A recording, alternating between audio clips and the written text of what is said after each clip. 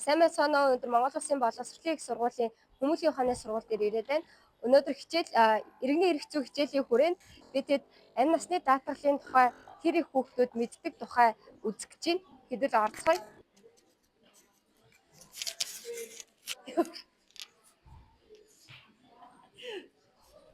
Сайн байна уу? Танаас хэдэн асуулт асууж болох вэ? Сайн байна уу? Асуу. За, амь насны даатгалын тухай хэр их зүйл мэддэг вэ?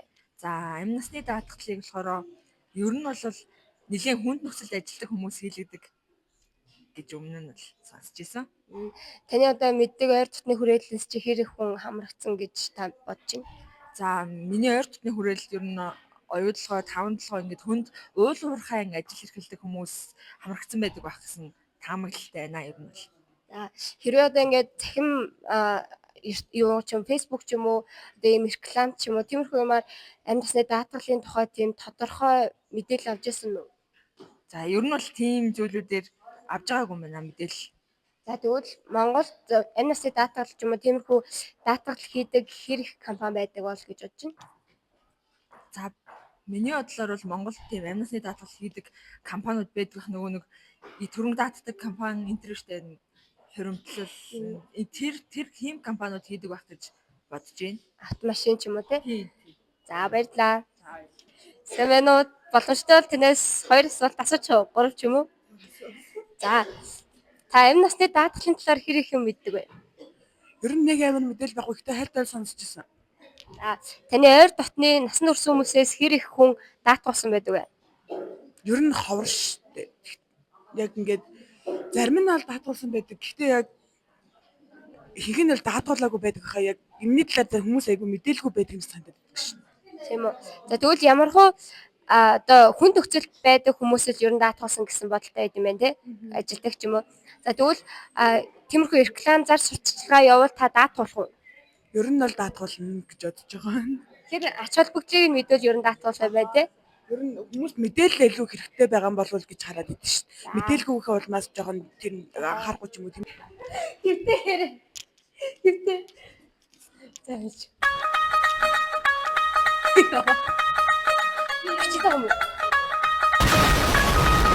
A few moments later. Сайн байна уу? Танаас хэдэн асуулт асуучих уу?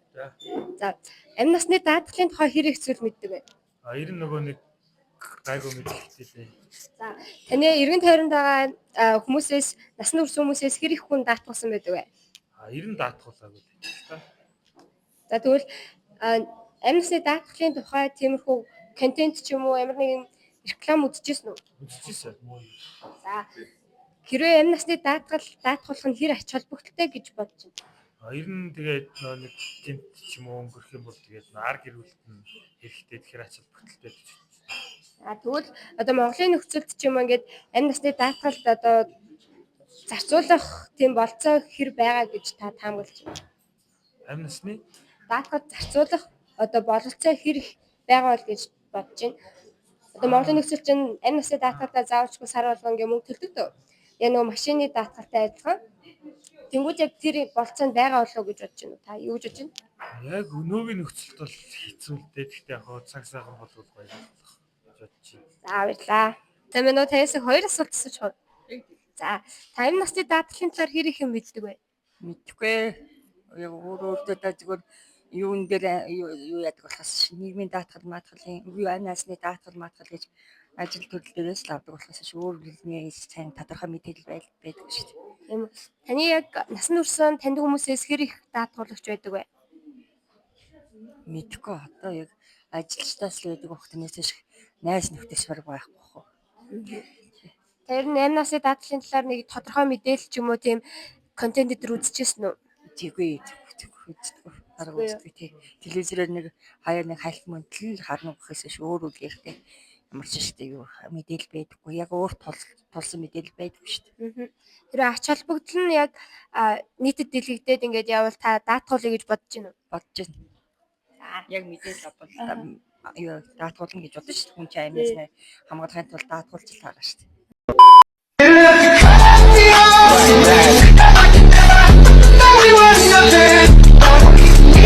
Ердийн даатгал болон амьдралын даатгалын ялгарах бас нэг онцлог бол хураамжийн тооцоол байдаг. Ер нь даатгалын компанийн үндсэн үйл ажиллагааны нэг бол эрсдлийн төвшинг зөв тогтоож түүн тохирсон хураамжийг даатгуулагчаас авсны үндсэн дээр ирээдүйд учирч болох эрсдлийг хаах явдал байдаг.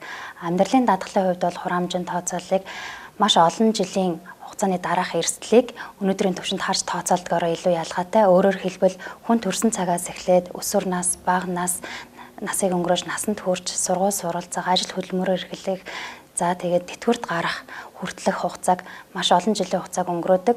Энэ олон жилийн хугацаанд учирч борлох эрсдлийг бол амьдралын даатгал тооцоолдог гэсэн. Ердийн даатгал болон амьдралын даатгалын гол нэг ялгаа бол хураамжийн тооцоол байдаг. Ер нь даатгалын компанийн үндсэн үйл ажиллагаа бол эрсдлийн түвшинг зөв тогтоож түүн тохирсон хураамжийг даатгуулагчаас авсны үндсэн дээр ирээдүйд учирч болох эрсдлийг хамгаалах гол зорилготой байдаг. Амьдралын даатгалын хувьд бол эрсдлийг маш олон жилийн дараа үүсч болох эрсдлийг өнөөдрийн түвшинд харж үнэлдэхээр илүү ялгаатай. Өөрөөр хэлбэл хүн төрхөөс ахуулаад насанд хүрч ажил хөдөлмөр эрхэж сууж боловсрох магадгүй тэтгэврт гарах хүртэлх энэ олон жилийн хугацаанд үүсэх эрсдлийг тооцоолдгоороо ердийн даатгалаас илүү ялгаатай байдаг. Ердийн даатгалын хувьд бол хүний өөрийн үйлдэл болоод гадаад хүчин зүйлээс учирч болох эрсдлийг бол ихэвчлэн 1 жилийн хугацаанд тодорхойлдгоороо амьдралын даатгалаас ялгаатай. Амьдралын даатгалын ач холбогдлыг яриул хэд хэдэн хүчин зүйлээр авч тодорхойлж болох юм байгаа. Нэгдүгээрт бол хувь хүнд ямар ач холбогдолтой, мөн түншлэн байгууллага аж ахуйн нэгжид ямар ач холбогдолтой, нийгэмд ямар ач холбогдолтой вэ гэдгийг 3 талаас нь авч үзье. Байгууллага аж ахуйн нэгжид амьдралын даатгал ямар ач холбогдолтой вэ гэхээр байгууллагын хамгийн гол хүчин зүйл бол боловсон хүчин байдаг. Тэгэхээр өнөөдөр бол боловсон хүчнийг урт хугацаанд доктор суршилтай, үр бүтээмжтэй ажилуулахын тулд тэдгээрийг урамшуулах, нийгмийн асуудлыг шийдвэрлэх чухал байдаг. Тэгэхээр амьдралын даатгалаар бол ажилчдын нийгмийн асуудлыг шийдвэрлэх, тэдэнд хэрэгтэй санхүүгийн их усрыг хуримтлуулснаар бол энэ даатгалын маань ач холбогдол гарч ирж байдаг. Амьдралын даатгал нь өөрөө урт хугацаанд хийгддэг учраас урт хугацааны нөөц санг бол бий болгож байдаг. Энэхүү урт хугацааны нөөц сангаар бол нийгэмд хэрэгтэй маш олон хүчин зүйлүүдийг шийдвэрлэх боломжтой байдаг. Тухайлбал одоо дэд бүтцэд хөрөнгө оруулах, засгийн газраас гаргаж буй бонд, үн цаас гэх мэтлэн хэрэгслүүдэд хөрөнгө оруулах их усүр нь бол урт хугацааны даатгалаар бий болж байгаа сан байж байдаг. Даатгал Монгол улсын хувьд ер нь олон улсад дэлхий дээр даатгалын харилцаа яагаад зайлшгүй чухал юм бэ? Мэдээж хүн өдөр тутам амьдралдаа байнга эрсдлүүдтэй очирч явдаг. За цаг агарын онцгой үзэгдлээс болдог. Зам тээврийн ачаалал, за барилга болон барилга өгсөрлөлт болон за альва бүтээн байгуулалтын явцад хүний амь нас эрсдэх, за дээрэс нь эд материал хохирох, за бусдын өмнө хариуцлага хүлээх юм шаардлага зайлшгүй тулгарч байдаг. Тэгэхээр энэ болгоныг бол зохицуулах зөв гарц нь бол даатгал байж байгаа. Тухайлбал ажил олгогч бол ажилтнуудынхаа өмнө ажилтнуудаа гинт ёслолон эмчилгээнийх нь хувьд одоо даатгаж хариуцлагаа даатгуулж байгаа жишээ нь. За жолоочийн даатгал гэдэг хууль 2011 онд батлагдаа явж байгаа. Энэ хуулиар бол замын хөдөлгөөнд оролцож байгаа жолооч болгон за бусдын өмнө одоо өөрийнхөө хариуцлага даатгах жишээ. Тэгэхээр энэ бол даатгал бол зайлшгүй зөвхөн өөрийнхөө амь нас идэвхтэй гэрүүл мэндэ гэхээс илүүтэй бас бусдын өмнө өөрийнхөө хариуцлагаа бас даатгаж эрсдлийг шилжүүлдэг юм үйлчлэг байгаамаа. Амь насны даатгал. Таны хайртай хүмүүсийн амьдрал таны хувьд хэр үнцэнтэй вэ? Хүнийг эхнэр, эсвэл нөхөр, хүүхэд, аав ээж, ах トゥ хамтран ажиллагсад гээд хэдэн 10 хүмүүс хүрээлж байдаг. Тэдний амьдрал танаас, таны амьдрал тэднээс хамаардаг. Тэдэнд зориулах анхаарал халамж, мөнгөн орлого гэр бүлийг тань хэвийн амьдрахад тусалдаг. Хэрвээ та гэмтэж бэртэх, цаашлаад амь насаа алдвал таны гэр бүл таны орлогогүйгээр цаашид хэвийн амьдралаа үргэлжлүүлж чадах уу?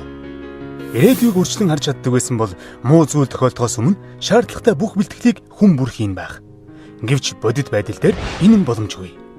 Харин та амь насны даатгалд хамрагдсанаар болзошгүй санхүүгийн хүндрэлээс дотны хүмүүсээ хамгаалж чадна.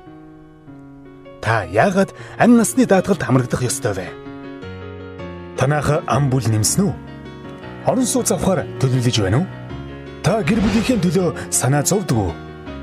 Ирээдүйд өр хүүхэдтэй чанартай боловсрол эзэмшүүлэхийг төлөвлөж байна уу?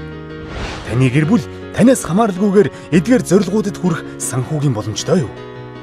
Өрхийн тэргүүн халамжит ээж та эдгээр гэр бүлийн зорилгоо биелүүлэхийн тулд өвдөх эрхгүйгээр ажиллах шаардлага тулгардаг. Харин амь насны даатгал хамрагдсан тохиолдолд таны орлого байгаа эсгээс үл хамааран та болон таны гэр бүл ирээдүйд үүсэх томоохон зардлуудаас санаа зовох зүйлгүй амьдарч болох юм. Энэ төр